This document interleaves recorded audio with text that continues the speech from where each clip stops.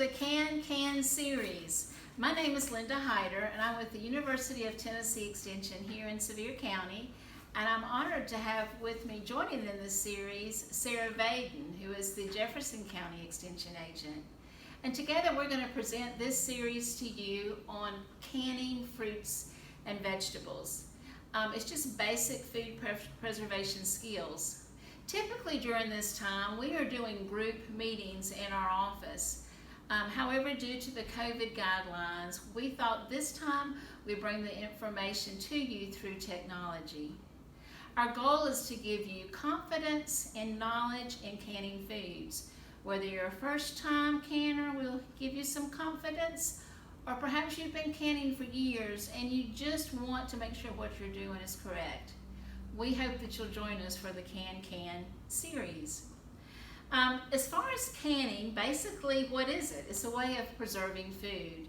It's a method of taking out those microorganisms and enzymes that cause food to spoil and also could cause us to be sick if we ate those foods.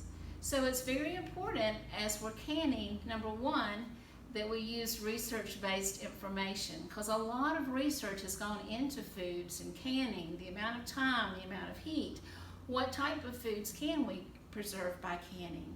So we hope that you'll join us in our series, because that's the type of information we'll be using, research-based information. Basically, in canning, we're actually taking prepared food, putting it into a clean jar, and adding heat and processing time.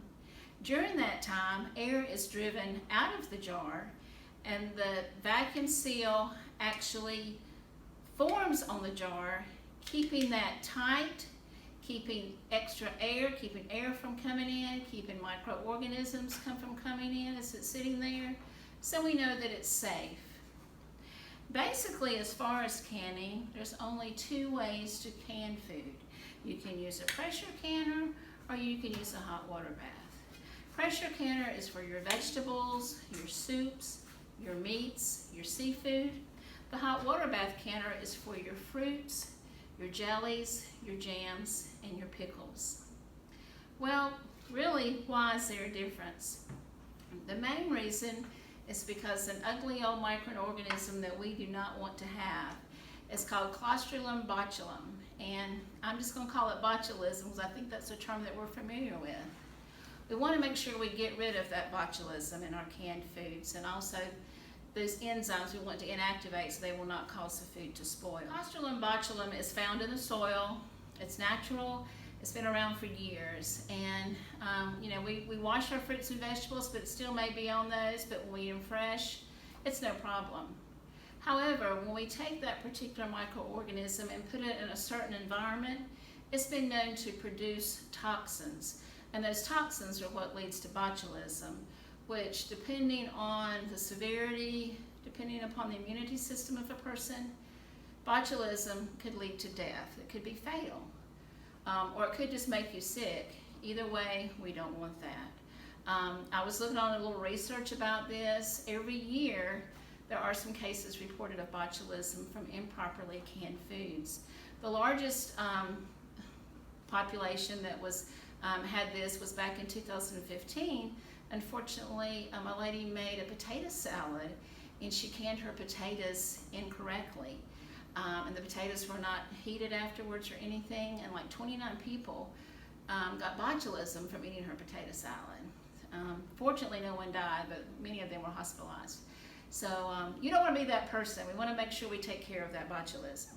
So with your pickles and your jams and your fruits, they have a high acidity, and that kind of makes that botulism affects it. It will not produce as many spores. It will not produce the spores if you heat it properly and keep it in your hot water bath the amount of time that's recommended. The spores cannot live in that environment. So it takes care of the spores at a boiling water temperature of 212. As far as pressure canning, your vegetables are considered low acidity, and Clostridium botulism likes low acidity. It likes an area where there's no oxygen.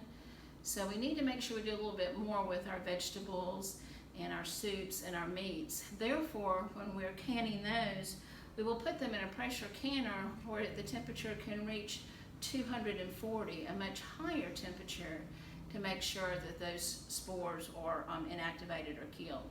So we need to make sure that we follow that particular research and those guidelines when we're canning food, either pressure canning or using the hot water bath.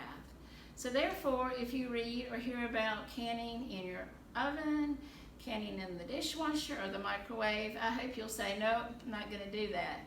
Definitely those are not safe. They're not research-based.